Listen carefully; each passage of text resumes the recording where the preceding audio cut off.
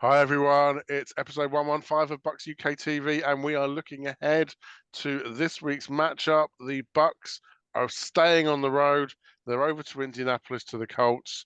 Now, a few years ago, for those that were at our Leeds watch party, the Bucs at the Colts was the game to be seen at that part of the season. We're hoping that can happen again. Now, Marianna, the Colts are coming off a bye week. They're 5-5. So they're far from, shall we say, hitting form. What do the Bucs need to do to shut down the Colts? We need to stop the run again. They've got a reasonable run game. Would have been we would have thought it would have been Jonathan Taylor, but they had all sorts of off-season drama Contractual and wrangling, and I think Moss has ended up being their sort of main guy there. But he's between them, they're over 900 yards, so I wouldn't discount either of them, to be honest. Yeah. So they do seem to run well. So I think if we can stop the run like we did effectively against Tennessee, I think we've got a good chance, because I don't think they've got really a sort of standout lineup of wide receivers, and it's a very different team we're playing this week to what we played last Wayne, week. so pick your poison, Wayne. Marianna's told us about the ground game. The air game, then we've got Gardner Minshew slinging it. Hopefully that's a downgrade from Brock Purdy at least. Do we need to be worried about the ball in the air, do you think? I personally think we always need to be worried about the ball in the air recently. We seem to have massive holes in our zone defense. We need to tighten them up. When all your backs are lining up beyond the first down marker and then backpedaling, of course they're going to get a first down every time. You don't have to be the greatest quarterback in the world if there's no one within the same postcode as you. And I think we need to get pressure. That's the thing. Get pressure. So your answer to the pass game then is to basically keep dialing up the blitz. I'm not convinced that's the answer, because dialing up the blitz leaves them short in the secondary, which just exacerbates the problem. If the blitz doesn't get there, then you're back to the problem with the big holes and lack of coverage. So yeah, I also think the secondary need to learn to tackle, but that's my opinion. No one in the NFL learns how to tackle. You know that. They will just go and blow people up. No one actually raps anymore. Not since the footballs were around anyway. Alex, so you've heard a little bit about the run, a little bit about the pass. Overall, how scared do we need to be about the Colts moving the ball and scoring on us? Massively, and that's for one reason: our injuries. We discussed in the last episode briefly about the injuries that we picked up, and these are injuries to key players as well. Levante David, he picked up injuries against San Francisco. Yet to hear what the outcome of that one is. Worth's hobbled off as well, so we don't know what's going to happen there. Dean hobbling off after the plays, so we're banged up a bit. Wayne said about that we already need to be worried about the pass against the pass, and we do. Our secondary has been weak all season, and then to lose Jamal Dean amongst others isn't going to help us. I think it's going to be a nervy game for us. We're not going to be 100%. I think we know that. You don't need to be an expert to know that after seeing the injuries that we picked up on a Sunday against the 49ers. So, this is going to be another toughie, I think. Okay, well, we'll come on to score predictions in terms of how many points like that one might translate into. But Marianna, let's flip to the other side of the ball then. Again, we kind of say this every week. We say, oh, it's a no-name defense, but I think this Colts does seem to rely a little bit more on the talent of a certain fewer number of players to try and fill the gaps. Are we going to be able to move the ball a bit on the Colts, do you think?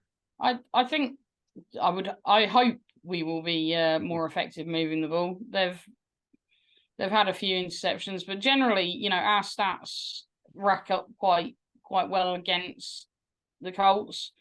In terms of, Mayfield's thrown for more than Minshew has. our top wide receiver is doing better than their top wide receiver, and their defense is a bit of a, as you say, a bit of a no-name defense. I think the person that I recognise is Julian Blackman. I think who's been around the league a little bit. But I mean, him and Kenny Moore, is it the second? I think it's like Chris Sims the third or whatever. yeah, But in the nickel, in the inside of the field, it feels like the centre of that defense is capable of some really good coverage. They both have 3 interceptions each, and I think Rodney Thomas has either got 2 or 3 as well at free safety. So that middle of the field, dare I say, in the past we've been saying go to the tight ends, do some crossing routes, throw it down the zone. I think we need to avoid the middle of the field. yeah. The middle Maybe of the field this week is for running up, not for passing into, I would suggest. Yeah, I was going to say this is the week for Evans to really have a week to not drop so many and to really go on those sort of deep routes. So let's see if that comes off this week. But I guess the people getting in the way of all of that, Alex, is people like DeForest Buckner and listed on the depth chart as a backup, but Deo Oderingbo has been doing some fantastic things. I think he's their leading tackler. No, he's not. No, that's Zaire Franklin. But yeah, so it's a pretty impressive front seven, I think. DeForest Buckner, I think, gets most of the headlines, though.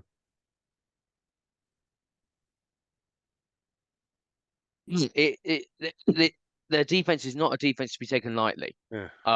And that's definitely a mistake that we don't want to make going into the game. I'm sure we won't. You know, even though, as you guys said, they're quite a bit of a no-name defense, so to speak. You know, they're still 5-5, so it's not like they're a bad team. They can still get these victories, and they still have made some big plays on defense.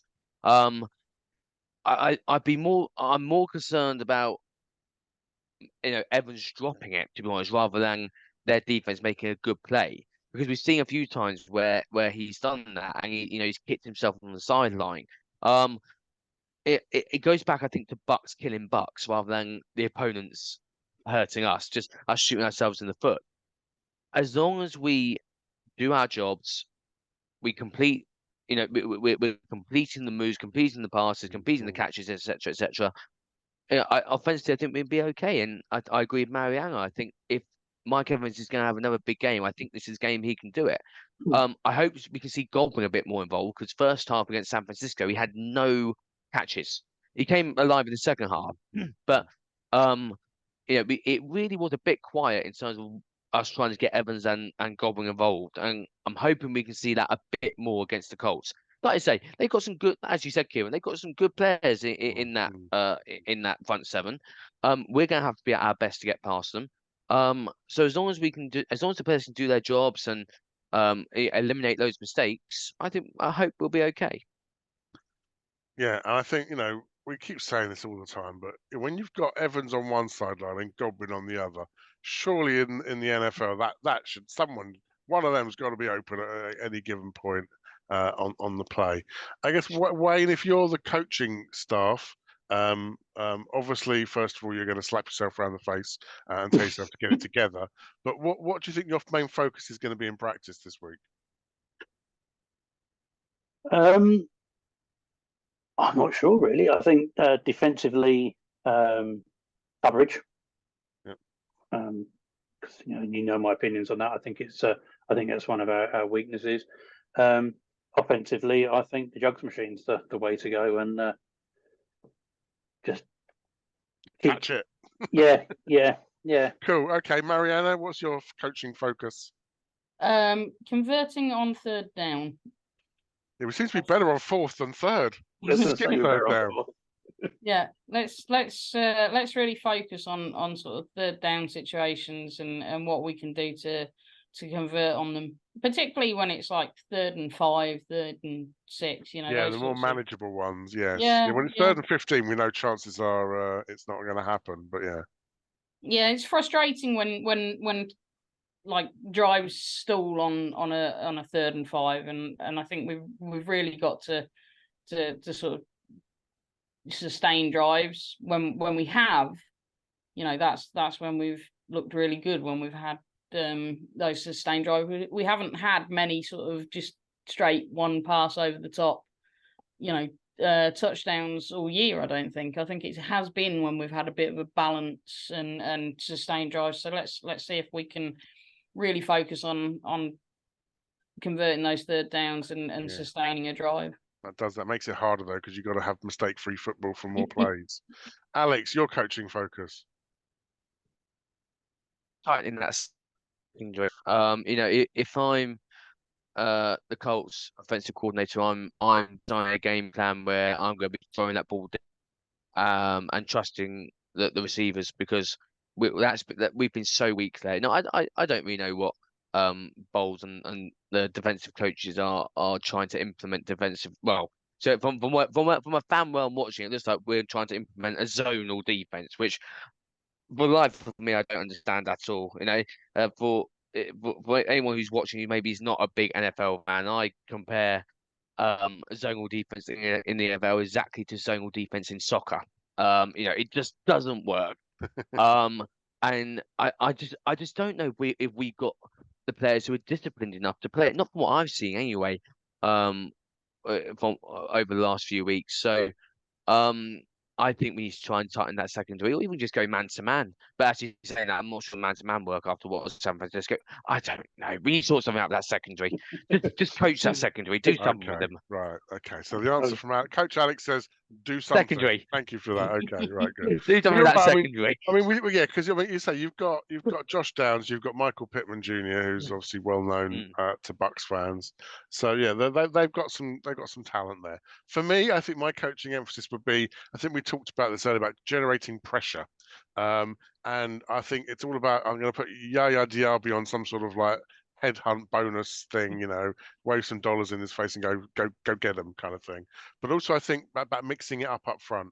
So we seem to just rely, dare I say it, on either collapsing the pocket or ball rushing or just heads up, we're going to come at you. We don't do a lot of stunts or looping round. We sometimes do slight delays where sometimes Devin will look like he's in coverage and then bring it as well and that sort of thing. But I think we need to just be a little bit clever to try and generate the coverage, because between JTS and Shaq and Levante and Devin, we're just not getting there quick enough. I think we're getting pressure. That the quarterback hurries and knockdowns are there, but it's just not. It's just a split second too late every time. So I know stunts don't help get there quicker, but if we're not getting there any other way, then that feels like we've got nothing to lose. So that would be my coaching take. Okay, so then it's money where your mouth is time. Scores on the doors and your predictions. Marianna, tell me some good news. I'm going to say we're going to win this, but I'm going to go controversial. They've already had 2 overtime games, I think, this season, the Colts. So I'm going to say we win it in overtime. So that's going to put more torture on us, because we're going to have to sit and watch some overtime as well. And we win it. It's close. We win it 17-14. But it's an early game, isn't it? I believe so. So it won't be that torturous. Yeah, it's an early game. Yeah. So we'll be screwing up whoever's watching the next game on on the network. Rather the other way around. Yeah, exactly. Yeah. So Wayne, score predictions. I've been thinking about this one all day. I did originally was going to ask, is this like the pick a team to lose and we're not allowed to pick against the Bucs? But no, free call, no pressure. Having listened to what's been said tonight, I think yes, we probably will pull it out of the hat, but I think it'll be close. I think it's going to be something like 23-20 to us. Yeah. I think we're all good. I think we're all hoping to squeak a close one. It sounds like, unless Alex, you're gonna buck that trend. No pun intended. Where's the drum? I put a drum and cymbal into the edit, Kieron, for that one.